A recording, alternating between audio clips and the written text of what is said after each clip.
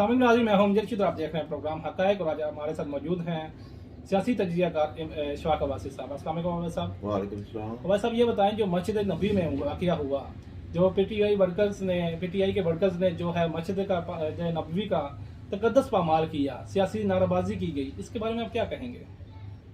देखिए ना, ये जो पीटीआई के वर्कर्स ने जो अल्लड़बाजी नारेबाजी की और वहाँ नादेबा हरकतें की, नारे लगाए, ये पाकिस्तान के लिए नहीं, उम्मत मुसलमान के लिए एक शर्मनाक बात है।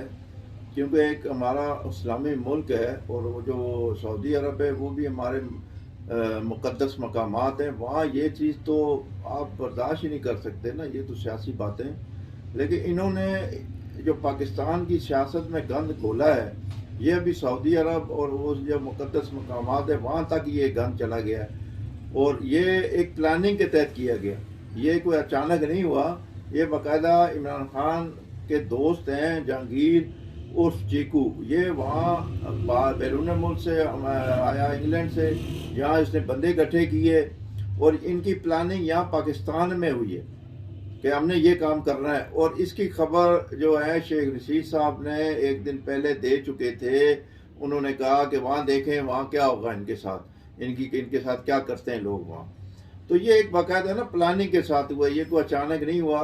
लेकिन ये हमारे लिए बड़ा दुख वाला मकाम है कि इस तरह मुसलमान लोग जो जाके लड़के जवान उनको ये बरगलाएँ और वहाँ इस किस्म की बातें। भाई आप सियासत करें लेकिन सियासत में ये गंद ना घोलें, ये मुक़द्दस मकामात हैं। अभी देखें ना, अभी अमजद साहब पिछले कोई 4-5 महीने पहले आपको याद होगा कैप्टन सफदर ने कायद आज़म के जो मज़ार है वहाँ पर कोई नारेबाजी की थी, अब याद है ना आपको? वहाँ उन्होंने नारेबाजी की, वहाँ इन्होंने कितना रोला डाला जी, वो उसका तकद्दुस पामाल हो गया जी, वो कायद आज़म के मज़ार का, उस पर बल्कि FIR भी हो गई थी, बहुत कुछ किया। और भाई वो अगर कायद आज़म के मज़ार का तकद्दुस पामाल हुआ है तो ये तो हमारे दो जहां के मालिक हैं, जो हमारे नबी हैं, पैगम्बर हैं, तो इनको आप कुछ नहीं समझते, इनका कोई मकाम नहीं है। या खुदा का खौफ करो, सियासत करो, लेकिन ये मत करो कि आप मजहब को इस्तेमाल करके और उसके लोगों के जज्बात उबारें। सियासत में मजहब को नहीं लाना चाहिए। अच्छा ये बताएं, जो सऊदीया की गवर्नमेंट है वो तो चलो जो उनके साथ करेगी, ठीक है ना। अब पाकिस्तानी जो हुकूमत है वो जो जिन्होंने ये इसमें मुलव्वस है उनके साथ क्या करेगी? ये तो मुझे नहीं लगता कि इन्होंने क्या करना है, इन्होंने तो कुछ नहीं कर सकते। ये हाँ, ये अभी आज इनकी कोई मीटिंग हुई है या क्या, तो उन्होंने कहा जी हम उनको अपील करेंगे गवर्नमेंट को सऊदी के, इनके साथ इबरतनाक इन्हें सजा दी जाए। और भाई वो तो दे देंगे, वो तो उनका कोई मसला नहीं। आप क्या कर रहे हैं ये मुझे बताएं अमजद साहब कि यहाँ पर आप क्या समझते हैं, इनके साथ पाकिस्तान में एक्शन लिया जाएगा? नहीं लिया जाएगा। यहाँ तो उन्होंने नहीं किया ना, यहाँ क्यों करेंगे जब वो एक्शन लेंगे? यहाँ तो उन्होंने किया ही नहीं, यहाँ तो कोई जुर्म नहीं हुआ। जुर्म हुआ है वहाँ हुआ है, तो वो उन्होंने एक्शन ले लिया है। डेटा मांग रहे हैं उनसे, इन बंदों का डेटा लेके कुछ भी नहीं कर सकते। ये देखे ना, इन्होंने इमरान खान ने, इसने स्पीकर ने, डिप्टी स्पीकर ने, सदर ने आइन की तौहीन की, आइन को तोड़ा है। इन्होंने आज तक क्या किया? और भाई ये लोग पता नहीं किस इनके पास हुकूमत है और रियल मुकदमे बनते हैं इनके ऊपर, रियल मुकदमे। और इनको पीटीआई हुकूमत ने जाली मुकदमों में अंदर कराया, लेकिन इनके पास रियल चीज़ें हैं, रियल मुकदमे बनते हैं, लेकिन ये नहीं करेंगे। ये मैं आज आपको बता रहा हूँ, कुछ भी नहीं होगा। और अगर इनकी जगह पीटीआई की हुकूमत होती, आज ये सारे 4-8-10 बंदे अंदर होते जिन्होंने बयान दिए हैं। ये इदारों का काम है। बाजवा साहब जो हैं बैठे हुए इस वक्त आर्मी चीफ, उनका काम है कि शेख रशीद ने जो बात की है ना कि ये मुल्क में खून रेजी हो जाएगी, फसाद बर्पा होगा, ये नोटिस लेना चाहिए और शेख साहब को आर्टिकल 6 के तहत अंदर करना चाहिए। और इसका जो भतीजा है ये मदीने में बैठ के इस तरह की बातें कर रहा है कि ये फतह है इमरान खान की फतह। कोई शर्म करो यार, कोई शर्म भी होती है तुम लोगों में? कोई शर्म नहीं है कि मदीने में खड़े होकर वहाँ कह रहा है कि ये हमारी कामयाबी है, हमने ये किया, हमने वो किया। बहुत ज़बरदस्त इन्होंने काम किया, उनको गालियाँ पड़ी।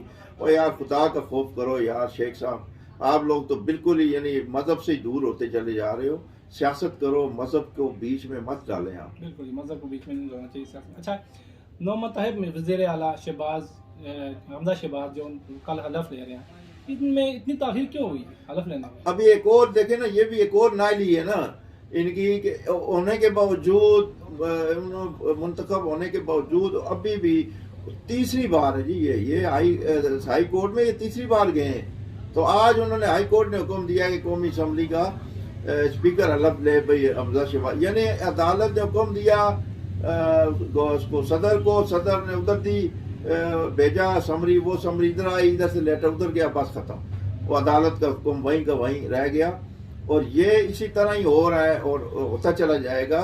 वो ये हमारे जो इस वक्त बैठे हुए हैं हुक्मरान हैं, मैं समझता हूँ ये खुद नायल हैं, जो नायल हैं, जो आज 1 महीना हो गया पंजाब को बगैर वजीर आला के ये हुकूमत चल रही है, पंजाब की हुकूमत किस तरह चल रही है।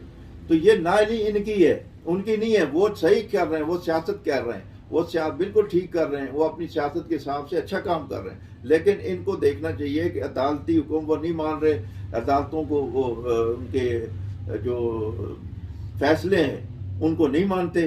तो भाई आप तौहीन अदालत करें ना, उनके ऊपर तौहीन अदालत की दरखास्त दें। आप मोड़ मोड़ के उनको जाके बोलते हैं कि ये जी हम हमें उठाने नहीं दे रहे, जैसे मजलूम है ये। और भाई तुम हुकूमत में हो, तुम जीते हुए हो, तुम थोड़ा जुर्रत पैदा करो, हिम्मत पैदा करो। ये क्या बात हुई कि 3 दफा आप जाके जरूरत नहीं, हिम्मत नहीं। इनको देखे ना 2 दफा उसने अदालत ने हुक्म दिया, इनका काम था तौहीन अदालत की अदालत में दरखास्त दें कि आपके हुक्म की तौहीन की गई है, लेकिन इन्होंने फिर दरखास्त दी, वो हमसे मालूम नहीं ले रहे। इनकी जगह पीटीआई की हुकूमत है तो इनके साथ क्या होता है? ओ भाई ये खुद अंदर होते, सारे ये सब अंदर होते। अच्छा, ये जो फराह खान है, इनके रोज बरोज जो ना स्कैंडल नए से नए सामने आ रहे हैं, ये सिलसिला कहाँ जाके मुकेगा? ये जो है पंडोरा बॉक्स कब खुलेगा? ये फराह खान का आप रोजाना एक ना कोई स्कैंडल निकल आता है, कभी गाड़ियों का, कभी जगहों का, कभी ज़मीनों का, कभी उसके गाड़ियां निकल आती हैं, फ्लैट निकल आते हैं। तो ये असल जो है ना करप्शन की कहानी है ना इमरान खान की, वो यहीं से शुरू हो, यहीं पर ख़त्म होगी। फराह खान पे भी आएगी और फराह खान पे ही ख़त्म होगी, क्योंकि जो काम भी था फराह खान का था।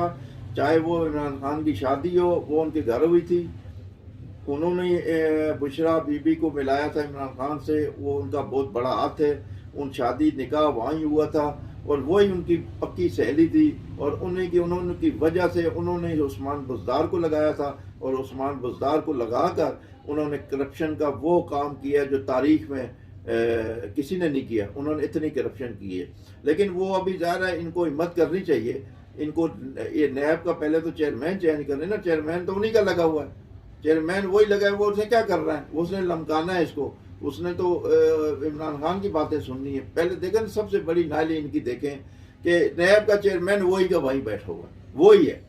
तो भाई वो आपका काम करेगा, वो इमरान खान का काम करेगा, वो आपका नहीं करेगा। वो पागल है, इमरान खान की करप्शन निकालेगा बाहर, वो इस केस को लमकाएगा, वो इलेक्शन तक ले जाएगा। इलेक्शन के बाद पता नहीं किसकी हुकूमत आती, कौन आता है।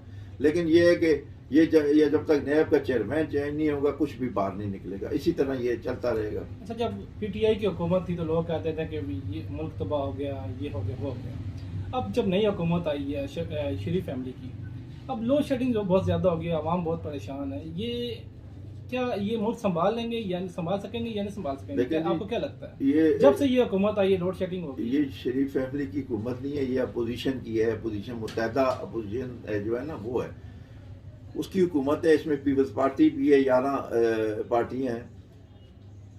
ये जो है लोड शेडिंग है, देखिए ना, लोड शेडिंग जब से ये आई है तेज हो गई है। और वो ना रमजान में तो कम से कम रिलीफ देनी चाहिए। बिल्कुल लोड शेडिंग तेज इसलिए हुई है कि पीटीआई की हुकूमत ने बिजली के मामले में कोई काम नहीं किया। तो वो जो तकरीबन 8-10 के 20 जो प्लांट हैं इनके पावर थर्मल प्लांट, वो बंद पड़े हैं। और उनको चाहिए डीजल चाहिए, उनको तेल चाहिए, इनके पास तेल नहीं है। ठीक है, वो इस वजह से पैदावार बढ़ नहीं रही, उतनी पैदावार स्टॉक नहीं है। ठीक है, वो अभी वो सऊदी अरब इसीलिए मियां साहब गए हैं, शहबाज शरीफ साहब, और उनसे कोई पैकेज लेंगे और इंशाल्लाह उनको मुझे उम्मीद है वो दे देंगे और मिल जाएगा। उस पैकेज के मिलने के बाद जो है ना, उसके बाद ये काम ख़त्म होगा लोड शेडिंग का, अदरवाइज नहीं होगा, ये चलता रहेगा। जब उनसे पैकेज मिल जाएगा तो उसके बाद ये लोड शेड आप देखेंगे ख़त्म हो जाएगी। सिर्फ तेल का मसला है कि पावर प्लांट को इन्होंने मेंटेनेंस नहीं किया, उनको तेल मुहैया नहीं किया, और वो जब उनको वहाँ पर से पैकेज मिलेगा तो इंशाल्लाह लोड शेडिंग ख़त्म हो जाएगी। नाज़रीन, आप देख रहे थे प्रोग्राम होता है, हमारे साथ मौजूद से तजिया का इशफाक अब्बासी साहब, इसके साथ इजाज़त दीजिए। अल्लाह हाफिज़।